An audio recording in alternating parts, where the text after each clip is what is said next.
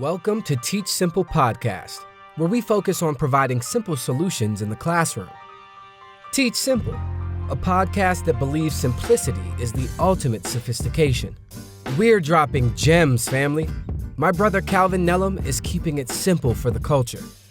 Education, politics, science, physics, he's talking about it all. Just keep it simple for our brother, man. Teach Simple Podcast. Enjoy, family. Psychology today describes burnout as the state of being chronically stressed that leads to physical and emotional exhaustion, cynicism, detachment, and the feeling of ineffectiveness and a lack of accomplishment. Would you agree with that? Yes, absolutely. And teaching is such a mental thing, right? I remember I did like this all-girls robotics camp when I was like a senior in college. And it was literally a whole day process, but I enjoyed it because I love being around kids. But I remember when I got home, 7 o'clock, I laid my butt down. I didn't wake up until 7 o'clock that morning. You know, understand what I mean? Because I was so mentally tired, right? And not only do we get burnout from our salary, but we even just get burnout just from doing our jobs, right? Even just like doing our jobs well. And that's kind of like the angle we want to talk about today. Like, how does getting great scores, right? Doing well on standardized tests, right? This concept that got introduced when No Child Left Behind happened, when Bush was like, schools are going to be judged by these scores, and if you're not meeting these scores, then you get pretty much held by the state or some type of emergency manager, and that doesn't work out, you get shut down, right? And so you have this quantitative clearance you need to meet, and so many things get sacrificed. So just kind of like just talk about that just from hearing what because you are a score teacher. You get scores, you get data, right? But at the same time, you still get burnt out, and that is not supposed to happen. Definitely when it comes to these federal legislations over education, I think we also need to keep in mind that most of these they do not have any experience in education. So for these individuals, they see students that are they that are not performing at level, and there's immediately this chaos to blame someone. Someone has to be blamed for the fact that we have a bunch of students who are graduating out of school that cannot do Other basic math, skills. or they can't do college level math or basic college level math or reading and what have you. And so someone has to take the blame. And a lot of this fear mongering regarding the achievement gap actually dates back to the 60s and 70s with the A Nation at Risk report, which was actually very, very racist, in which you had a doctor, I forgot his name, kind of sound the alarm saying America's going to be behind the rest of the world if we do not tackle the achievement gap that's happening in predominantly communities of color. Right. And so we're seeing these same ideas and policies kind of being recycled and just repackaged with a different name. But what happens is you now have legislatures telling us, teachers, you're not doing your job, you're doing terrible, the kids can't read, the kids can't write, the kids can't calculate. And so the only solution to resolve that problem is to put your job on the line. And hopefully that pressure, that punishment if you don't perform will inspire you to become a better teacher, and students will be at the level that we deem to be appropriate. And as we all know, that definitely does not resolve the problem. Instead, that then creates school deserts, where now you have communities being underserved because of the fact that schools could be closed down, or if a school has been marked as underperforming, you will then either receive less qualified or experienced applicants trying to work in that school, and that school can either have a bunch of teachers that are underqualified, that don't have experience or brand new to the profession, or that school will not have enough teachers to service that community, all because people are afraid of their job security because of these federal laws in place. And I mean, it's a sense of urgency, right? Because we ranked, you know, not dead last, but we weren't competitive, you know, amongst the other countries. And so there's this tremendous sense of urgency. And what happens when you have a sense of urgency, which is an aspect of white supremacy culture, a lot of people get ran over. And unfortunately is usually, you know, our people. And so just kind of talk about like, what was the first time you realized, you know, despite you getting these numbers, you are getting burnt out? I would say 3 years ago is when I probably had my first experience with burnout. I've been a teacher now for about 7 years, and when I first started teaching, my first pass rate was 66%. Then I kind of leveled out between 66 and 68%. And um, I am a perfectionist. I am an overachieving person. And so for me, I'm thinking, whoa, that's unacceptable. And I mean, aside for my own, Mm, I'm thinking to myself, for that 66% of kids that are passing, there's another percentage that are going to have to repeat the course. And we all know that when students fail or don't receive a good score at something, that takes a toll on their self-esteem.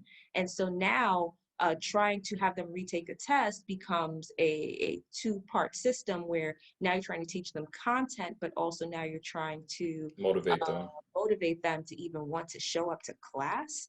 So Mm, have an additional task ahead of you.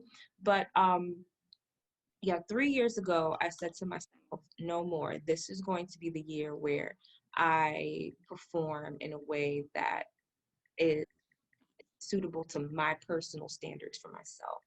And in a way that wasn't fair, because there were other mm, factors that I did not consider. For one, I internalized my I internalized a lot. I didn't take into mm, that when I that year I only had been a teacher for 3 years. I right. didn't a coach at the time. I didn't have a good support system. The teachers at the time that I was surrounded by um, actually had a lower pass rate than what I had, the ones that came before me. And so it's not like I had someone instructing me on how to do effective teaching, and I had to teach Right. myself. And so that that year where I was able to get the 89% pass rate, my school hired a new instructional coach who honestly taught me everything that I know today. And it's because of the fact that I had an experienced teacher to work alongside me consistently. Because a lot of schools hire these instructional coaches, but you only see them once a month. And that's not enough time. Right.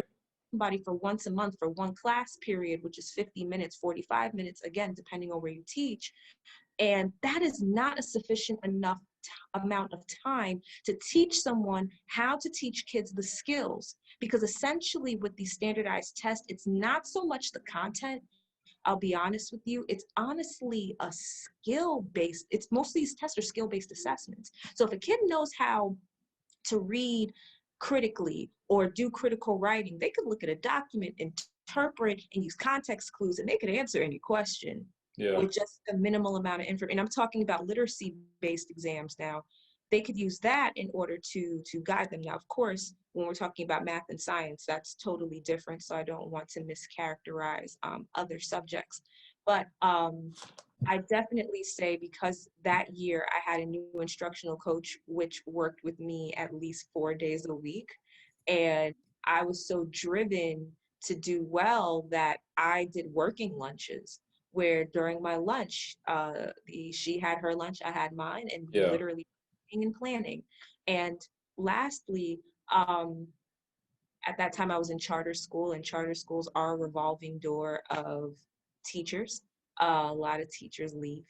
And so the new teachers that came in, we developed a friendship and a bond. So we were collaborating. So those folks were teaching me their skills and critiquing my lessons based upon what their strengths were in the classroom, and I did the same thing with their lessons. And I'll be honest, all of that feedback and that collaboration allowed for my best lessons to flourish or be Right. developed. And And it, I'm sorry, go ahead. oh no, and I said, and so no, I'm gonna say, so ideally, uh, that's the best way to enhance a teacher, where they have someone that's working with them that has more experience than them, and then also to have colleagues that they can work with and they can collaborate on lessons and materials together. That's how you kind of slow down the burnout, because you don't feel like you're alone and Long. And that's literally all we have, but we deserve more, you know, because we just talked about like our salary. And my next question is literally like, what is that lifestyle is like? Like, what time are you waking up? Are you like, you know, taking care of yourself? Are you able to take care of yourself? Like, is the scores giving you something back that's mentally or physically, you know, just needed for your endurance? uh I think a lot of folks that are going to view this podcast are going to be like, wait, what? She did what? Oh my God. I did not have a life that year. And I'll be honest, even though the rewards were wonderful, the data was great, the principals loved me, the board of the school loved me. But that year broke me, to be honest with you. Despite the fact that the rewards were great, like the kids did So let phenomenal. me pause you real quick. So you said that when you had your highest scores, instead of it pushing you, it broke you. It broke me mentally. Okay, continue, please. Sorry. No problem. It's because I became so obsessed with getting Mm, a high pass rate, where I literally would have anxiety attacks in the middle of the night, mm, and I would wake up maybe 2, 3 o'clock in the morning, pull out my laptop, and I'd say to myself, I need to develop better questions. I would start dreaming about essential questions and focus questions and activities. Even during my commute, I took public transportation. So even while I was on the train and the bus, I have my G Suite apps open, and I'm making PowerPoints on my phone while I'm commuting, and making mhm. work on my phone while I'm commuting. So um, I became consumed. Every time my kids did an exit ticket, I did my pass rate after every single exit ticket. And there were some moments where if kids didn't grasp a concept, I would flash out. I'm like, guys, we only have a 50% pass rate. This is unacceptable. This is unacceptable. And the kids are like, wait, what? Miss, I didn't understand the constitutional principle of popular sovereignty. And I'm like, that's unacceptable. And then I had to pull myself back and say, whoa, relax. And Okay. I would apologize to my kids for kind of snapping on them because they didn't grasp the concept. But then I would apologize to them, but then I would internalize the students' Need. results, exit tickets, as this is because I'm a failure as a teacher. This is because I'm not teaching right. This is because I'm not using the right language to explain concepts correctly. Yeah. And I became literally obsessed, from, again, panic attacks 2, 3 o'clock in the morning, to then whipping out my laptop and creating new PowerPoints from things I already created. Um, my weekends were spent with me waking up at 5 o'clock in the morning, going to my local Starbucks, and sitting in Starbucks for 7 hours with maybe 2 cups of coffee, a butter croissant, and I'm just typing away at my computer. And Wow. I would then, after creating these materials, I would then test them out on my friends. I would tell people, come over to the house real quick. Hey, I need you to look at this worksheet, and I need you to read the instructions, read the What? yeah. Wow. I need your feedback. What did you learn? And my friends are like, wait, what? like, wait, are you quizzing me? And I'm like, absolutely. I need to know, do you understand what I'm trying to say? Do you understand the history of this worksheet now that you're reading it? And they're like, oh, Aurora, you're bugging out. And I'm like, I'm not bugging out. I'm not a failure, and I will not fail. And you will help these kids by answering this worksheet. And they did it. They actually did it. And they would tell me, they were like, yeah, this question was a little too abstract. This question, made sense. Like, it was easy. Okay, it makes sense. But literally, I was consumed for an entire year. And I remember after my kids took the test, well, when my kids got the test, because you're able to see the test once it's administered, I was freaking out. That test was so hard. I'm like, oh my God, do they understand these questions? Do they understand the documents? Are they doing all these historical thinking skills? Yeah. And so slowly kids, as they finished their test, came down. They were like, Miss, that was the easiest test I ever took. And I'm like, really? Are you sure? And in my head, I'm like, nah. I think I just hyped them up. So I bought them this big breakfast and stuff. So, and, I did like a pep rally for them. So I'm like, nah, they just hyped from that pep rally. And when the scores came in and I saw the 89% pass rate, I cried. I literally cried. I cried, hyperventilated. I mean, that ugly cry with the snot and the red face and the tears. Yeah. Yeah, to the point that my principal said, You are you okay?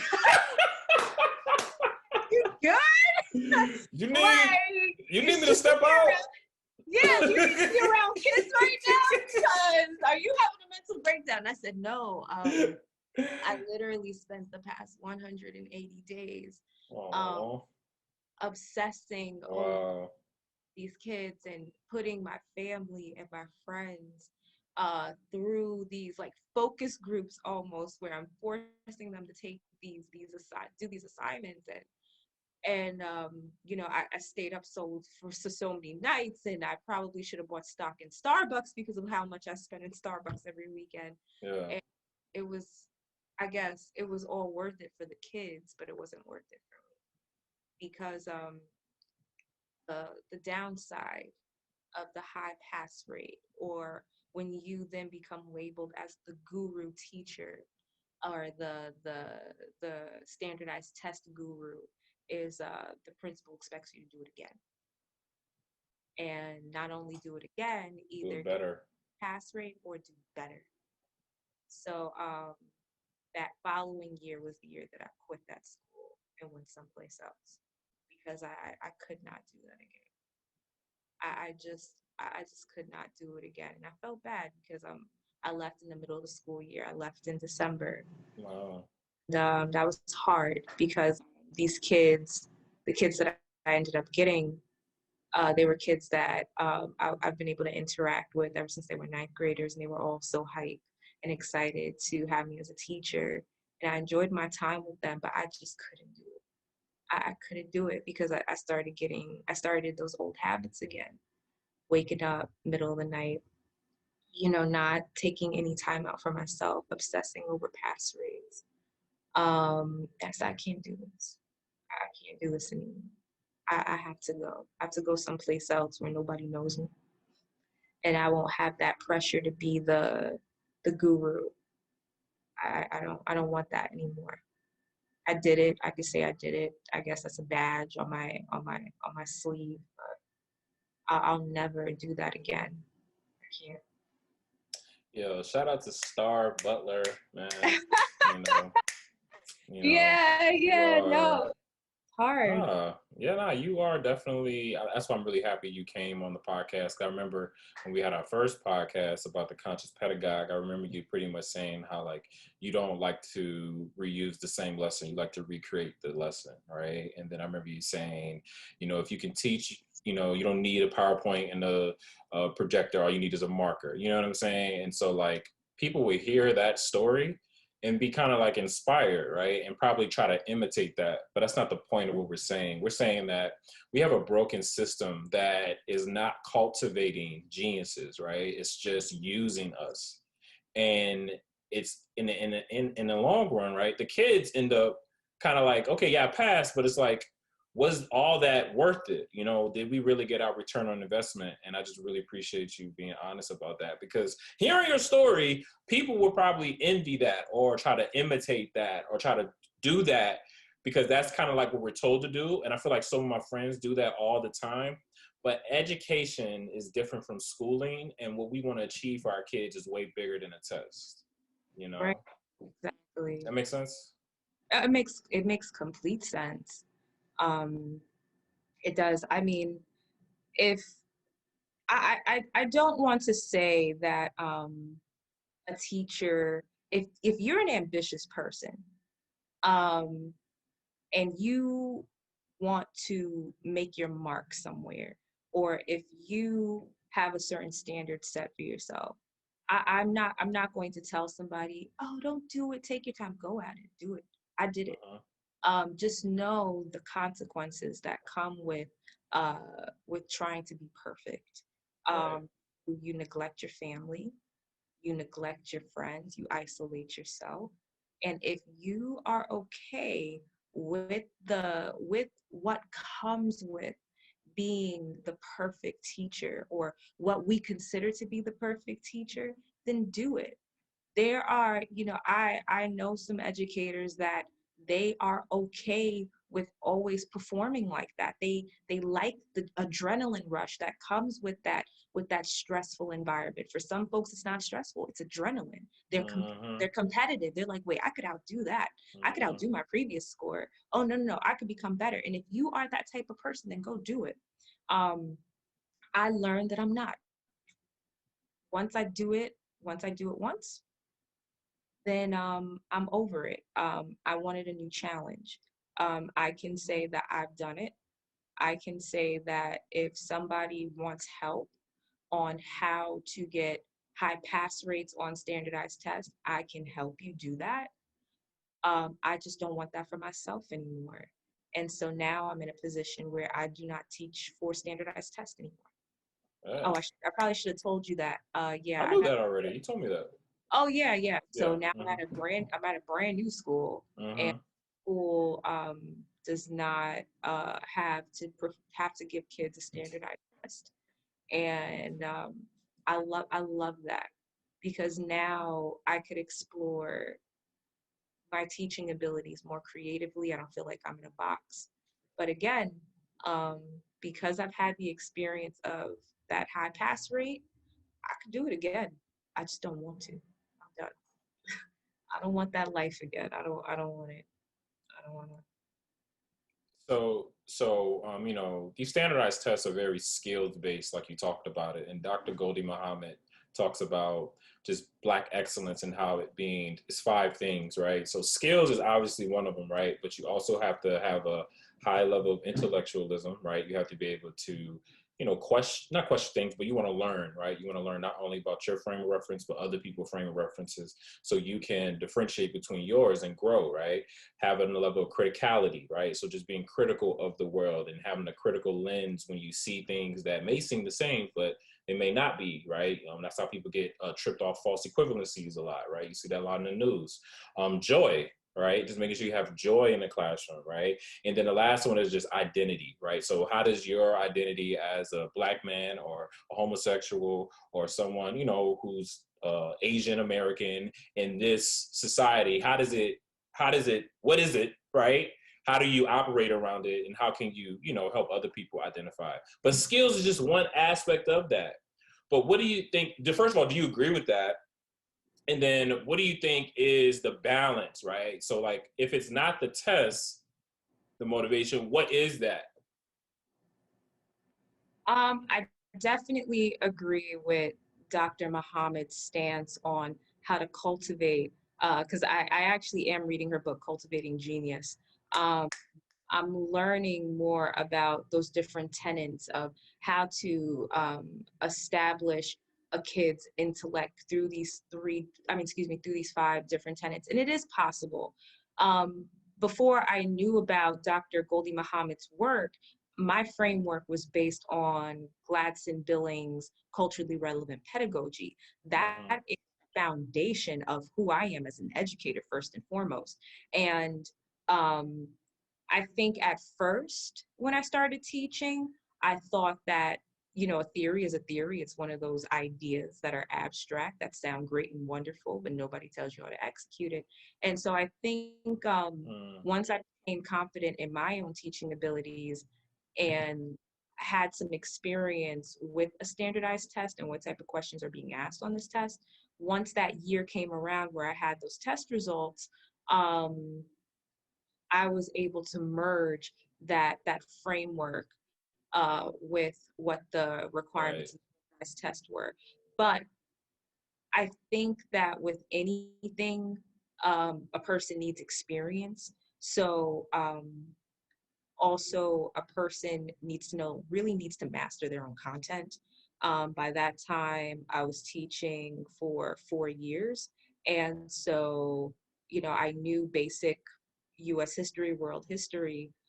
So I needed to deepen my understanding. So I started reading books on my own that taught me information that wasn't required on the exam, and things that I thought were cool, I shared with my students. But then I had to think to myself, well, how is this beneficial to the kids? How does this support who they are? How does this information help develop their cultural identity?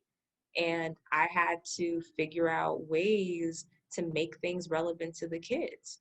And that took a lot of work, and it took a lot of work. And also it took the eyes of other people to help guide me too, because some of my questions made no sense.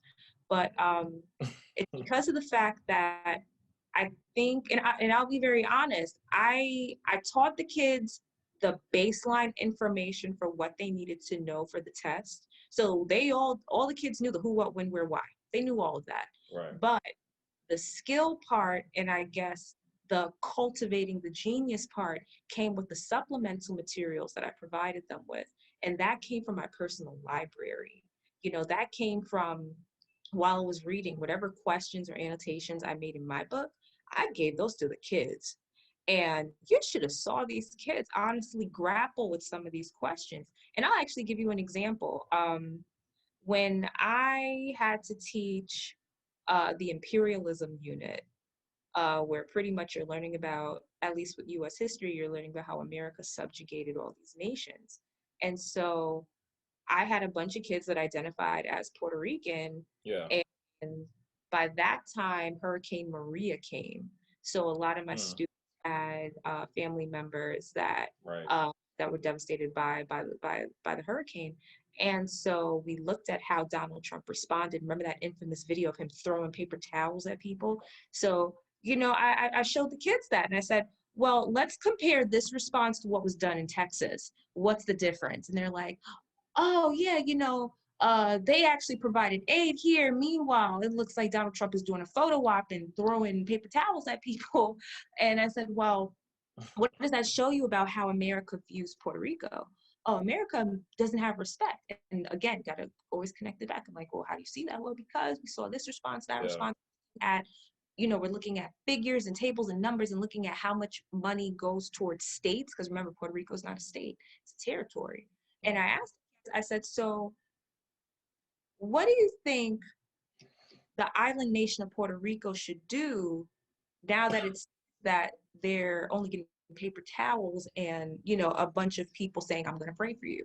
And the kids were like, well, miss, I mean, since it's not a state, why doesn't it become independent?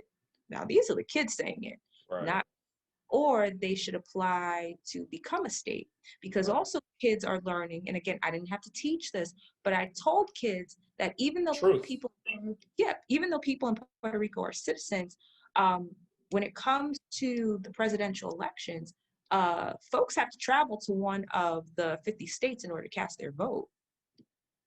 They also don't have, and also Puerto Ricans don't have any federal representation in Congress. So what is the purpose of having this island nation as a territory when they have to travel? And right, and these kids are honestly like processing these things. I'm like, so is this a violation of their constitutional or is this a violation of their constitutional rights?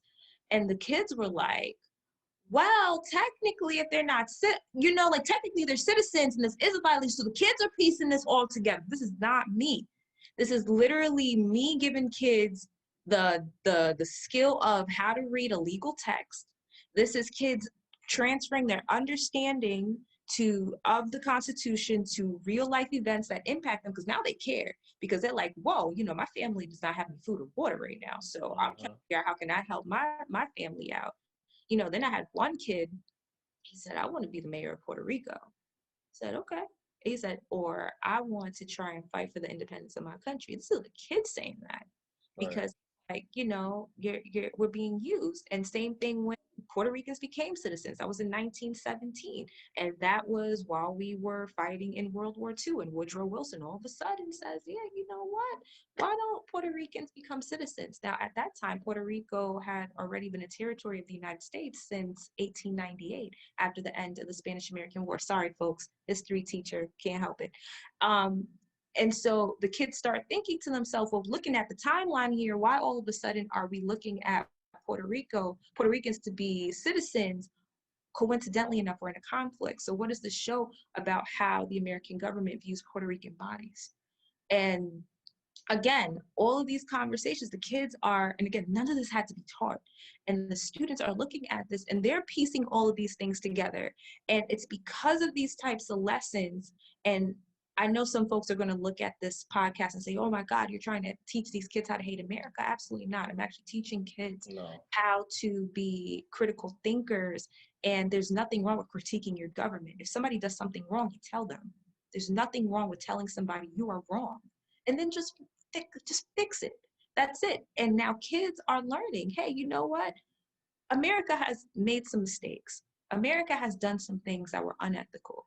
And now what can we do to resolve the mistakes of the past? And that's what I guess at the end, because I always ask kids, well, what's the solution? And kids always come up with a solution, you know, and those skills and those ideas, those thoughts, those conversations that happen in my classroom, believe it or not, transferred into their essays for the standardized test. So whoever was grading the test is thinking, holy cow, this kid is thinking, when you look at the rubrics, it's critical, right? It's critical thinking, it's critical analysis, and also it's mastery of content. Yep. You know, so again, it does. That was a 3 a.m. That was a 3 a.m. lesson. That was left oh, no. No, I'm going back to sleep. Yeah. These lessons. That lesson was created at 3 o'clock in the morning, and then fixed during my commute.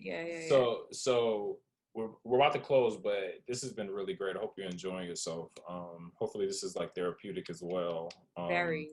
Good. That's what's up. So my favorite white lady, Dr. Jane Elliott, she said, you know, I'm an educator. You know, I'm supposed to make you less ignorant. Like, that is my job, right? You know, you don't have to like me, whatever, but my job is to make you less ignorant. And you're literally just making the case of why we need to pay teachers more, especially if we really want this culturally, like, because people are saying they want culturally relevant or cultivating of the genius type teaching, but they don't want to pay that, right? And they don't really understand the amount of work. Like you said, I remember from my last podcast, is that if you want to teach culturally relevantly, you have to kind of do double the work, because you're taking something and you have to literally convert it to something that's culturally relevant. That's more time. That's more time you're not getting paid for. That's energy that you're not getting paid to do. You understand what I mean? And so you're literally just making the case, you know, on why your website is needed, more websites like your websites are needed, because you also critique like websites like, what's the websites that— Teachers Pay Teachers. Right, those lesson plans, right? And how you say, like, they're not really that good, you know, no shots, right? But they're not they're not enough. That's what I would say. They're not like good. They're just not enough, depending on what our kids specifically need, especially we talking about with Dr. Goldie Muhammad, right? And so, yeah, I mean, I don't know. What do you think about that? Like, you know, like we need to get paid more. That's what we started with. You understand? We're doing double the work. Pay us for double the work so we can allow kids to create. Because you just literally laid it down. You did all the extra work so they could get the mastery, but you didn't get paid for that. Right. Definitely, I think teachers need to be paid a lot more. I think too. There needs to be more investment in teacher training in-house. I think teachers should be conducting professional development in schools. I don't think, and no offense to the consultants out there, because I'm kind of one of them, but I think that when you outsource professional developments, I think everybody kind of shuts down. They're like, oh, who's this know-it-all somebody that I never knew? But I think people respect professional development when it's done by somebody that they see every day. And then also, I do think principals should be provided more money where they can actually pay their teachers to come in for a solid 30 days during the summer, of course optional, for a teacher to refresh their curriculum, and they should be paid between $60 and $80 an hour, because it's not easy. It's not easy work. I also think that assigning more teacher leadership roles in a school that have an incentive attached to it is also another solution. Again, keeping things in-house, but definitely state legislatures need to, especially now after this pandemic, really need to look at teachers as essential workers. We We are literally, essential workers. we are, but We're many not folks treated did like it not realize that until the pandemic. until after this pandemic, because now folks are forced to sit at home with their kid and then find out, whoa, like this math is not the same type of math that I learned as a kid. It's taught differently. It's the same equations, the same, you're going to produce the same results, but it's just the way you have to do it is different. And I think now folks are having more of an appreciation for teachers and learning that it's not, it's more than just a PowerPoint and a worksheet. It has to be graded. We have to do, we have to look at data. We have to do tutoring. We have to do all these after hour things, reaching Manage. out, calling parents, all of these things. And I think now parents actually, well, most parents had an opportunity to realize like, whoa, these teachers, Got skills. their job does not end after 3 p.m. Nope. It does not. Because remember, we're also the club coach. We're Yep. also the coach of the basketball teams and the other sports teams. We're also helping kids with college readiness or other programs, helping kids fill out their college applications, scholarship applications, all of these things, that it's more than just 8 a.m. to 3. And I hope, hope, especially because all these stimulus checks were given out. So this money's somewhere there. So Biden open up the coffers. Okay, pay teachers. And I think too, when you pay somebody, they'll do more for you. If But a you, te- go ahead. Mhm. I'm sorry. I was gonna say, if a teacher knows that they are appreciated, and that appreciation is more than just a bottle of wine, or that appreciation is more than just a gift card to Panera Bread, that you're actually giving them something that can help improve their quality of life, then just like the kids, they will rise to the occasion and put more effort into their craft.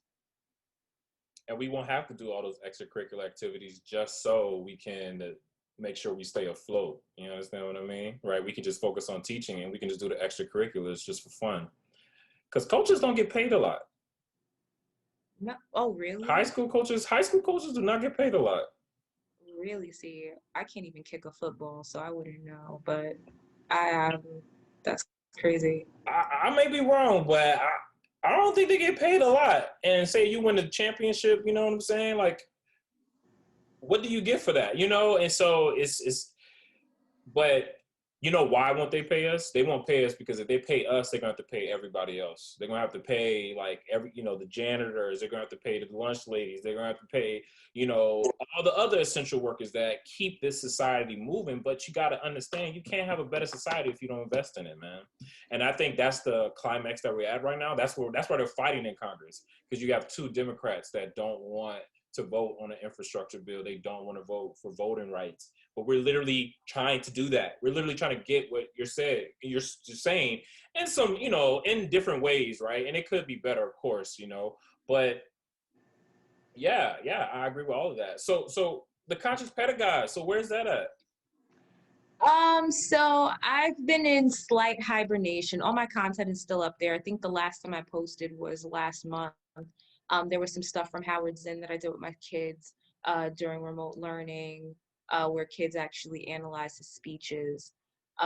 Then there was something else I posted on my website. And briefly explain, what is it again for people Uh, who may not know? oh, sure. The Conscious Pedagogue is a website where you can download for free and also purchase high quality or highly effective materials that are culturally relevant. Right now, most of my materials are literacy based. They're not in math and science. But on a side note, I kind of went undercover this summer. I am teaching outside of my normal grade level, and I am teaching at the elementary school level for the summer. And at first, I had no desire to do this because I've never taught at that level, and also little kids. But Right. through this experience, I was able to see where the foundational gaps are coming from. And Mm. as a result, I've been able to create some materials that can be used at the elementary school level, because I think, if anything, elementary school teachers definitely need more support, Where especially when it where are the gaps coming from? definitely Real when it briefly. comes Sure. When it comes to literacy, so reading and writing, I'm noticing that kids are not familiar with punctuation marks. Students are struggling with phonetics. Students are Mm. at grades and they're reading below the appropriate lexile level. And so I'm learning how to assist those kids in performing at the appropriate grade level, but also making sure that the materials provided are culturally responsive. So those materials will be available probably, and I'll be honest, probably available by mid-September, early October. And I am going to create a workbook. That's actually something else that I'm looking into. I want to create a workbook for parents to buy. Because now that parents have experience teaching their kids, you need a workbook so you can continue this work, even though your kid is in person and at school. Man, I just want to shout you out, Aurora, Star Butler. I just really, I appreciate your just flame. Like, you just so super dope, super hardworking. You are, an educator, and you're a realist as well, which is why I really appreciate our relationship. What's a quick tip would you give the teachers that's kind of related to the topic that we're talking about, and what do you want them to get from this podcast? Um, if you ever feel overwhelmed, there is nothing wrong with taking a mental health day. Use your Right. mental health days. Secondly, I think every teacher should have a therapist. I'll be Mm, honest. I think mental health is looked down upon in a lot of communities of color, and we need to normalize therapy, because yes. you're by yourself and you feel alone.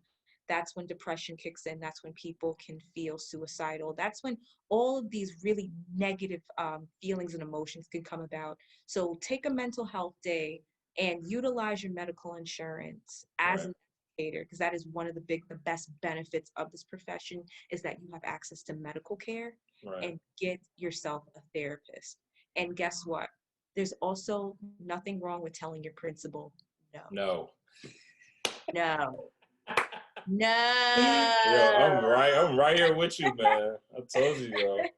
I got a Yeah. knack for picking people for my podcast. I'm right. I'm right here with you, yo.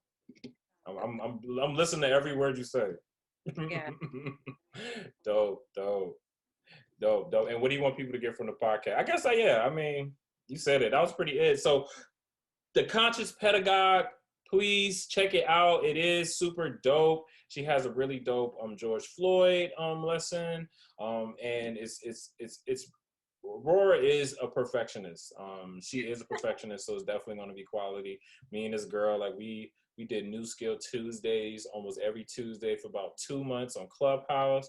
Like, where you at on Clubhouse? What Clubhouse at, man? It's just, maybe it's the summer. Maybe it'll start picking back up. Yeah, I think, the We Outside movement is going on. So people are We getting all their outside moving. That's funny. yeah, so people are out here Yeah, having brunch. And I respect it. right. Get your bottomless brunch on, For just sure. get your bottomless brunch on. Just make sure you wear a mask. That Delta variant is no joke. Yeah, absolutely. Absolutely. Absolutely. Well, again, I appreciate you coming on the podcast. I hope you really enjoyed this. You dropping gems. Every time you stop talking, I was like, okay, yeah, that's a clip. Okay, that's a clip. Yeah, I'm about to, yeah, you got me really excited. So thank you so much for just, just coming through and representing for us teachers out there. T Simple Podcast.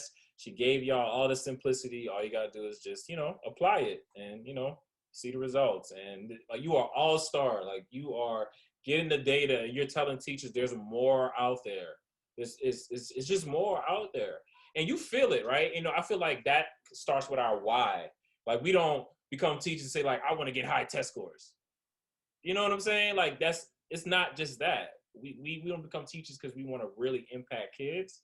And I feel like we get lost in that, like you said, that just that tunnel vision of just trying to, get these scores, which is fine, right? Because they do mean something. We're not discrediting them, but there's more, and we want to put energy in that as well, and get the test scores. But yeah, thank you so much for just, yeah, you're OG, triple OG. Thank you. Thank you. Thank you so much for inviting me back on. I always enjoy participating in your podcast. So really? Thank you. yeah, I look forward to future collaborations. And can we please bring back New Skill Tuesday, because these teacher spaces on Clubhouse, we need to, come on, guys. I mean, it's the summer. It's the summer, so nobody's. And it's no shade, by the way, because I love the education. I love all of it, right. House. But like now we're getting close to the school year again. It's time for us to revamp those new skills. Okay. Hey, if you up to it, let's get it. I'm always down to work, but I don't know if I told you I'm having a kid. You did tell me. I did tell you that, yeah. So I'm in my daddy mode, but I'm excited. I'm just getting more focused, and just being more kind of just strategic. I'm not pushing myself as much, just kind of pushing myself when I need to push myself. Right. And I'm cooking a lot more too. And I don't know how that relates, but yeah. I need to host you a nice virtual baby shower, either on Clubhouse, thank you, IG Live, and definitely send you some gifts, especially like I am the pamper queen. I will send I'm gonna send it to you. I'll send you mad pampers. Okay, for sure. I'm gonna do that. I appreciate it so much. Thank you so much, Aurora. Of course. What you got planned for today? How's your parents doing? My parents are okay. My mother had surgery last week, so she's healing. She also caught a really bad cold, so we just been monitoring. Oh, no. Yeah, she just had COVID. She's been tested twice, but Right. monitoring her. And my father, he's good. I convinced him to go to the gym tomorrow, so we're gonna go to the gym. My dad's 70, so I'm trying to see what he could do in the gym, see if he could lift some weights. Okay. And maybe get an acai bowl. That sounds yeah, good. yeah. Life is like for me right now, like I'm at a good point in my life. I'm really happy. I could tell. Yeah. I could tell by your stories, all this color. It's a lot of color. Yeah, so working out with dad, acai bowls, getting chicken soup for my mother. That's my life right now. And I love every second of it. Well, God bless them. God bless you. And, I can't wait for your kids to have you. They're going to be, you super ready this year. So I already know they're going to be eating at every word you say. So thank you so much, Aurora, for blessing the podcast. Thank you, and God bless. Oh, yeah, for sure. Oh, so nice. So nice.